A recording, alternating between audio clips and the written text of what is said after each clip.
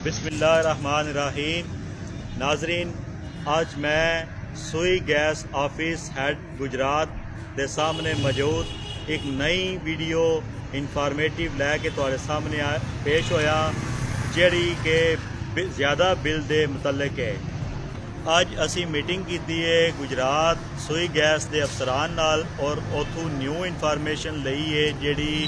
फरवरी के महीने तो बिलों के विच लागू होनी है। बिलों के जोड़े न्यू चार्जिस लागू होंदे वो असी तुहाडे ते पहुँचा रहे हैं ताकि तुसी आने वाले वक्त तो किसी परेशानी तो बच सको। Usage of gas in HM3 के कुलिये के हिसाब के नाल उन्होंने कहा कि *3 इस्तेमाल अगर तुहाडी गैस का एक महीना होया तो तुहाडा बिल 700 आएगा और अगर तुहाडी गैस का इस्तेमाल 1 यूनिट की घट होया तो फिर तुहाडा बिल 1500-2000 आएगा और अगर तुहाडा गैस साल 1 महीना 1 यूनिट तो ज़्यादा यानी कि 1.20 होया तो फिर तुहाडा बिल जिहड़ा है वो 4300 रुपया आएगा और अगर तुहाडी गैस का इस्तेमाल 1.5 यूनिट होया महीना तो फिर तुहाडा बिल 8000 रुपया आएगा और अगर तुहाडी इस तरह ही गैस का इस्तेमाल महीना 2 यूनिट होंदा है तो फिर तुहाडा 13000 रुपया बिल आना है। जे 3 यूनिट होया 27000 रुपया बिल आएगा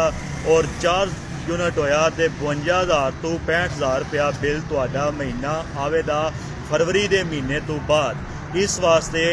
ज़्यादा बिल तो बचन वास्ते आमदियाँ किसी परेशानी तो गैस की बचन वास्ते सब तो पहले तो ये तुहाडे अगे अर्ज़ है कि तुसी जिहड़े घरां विच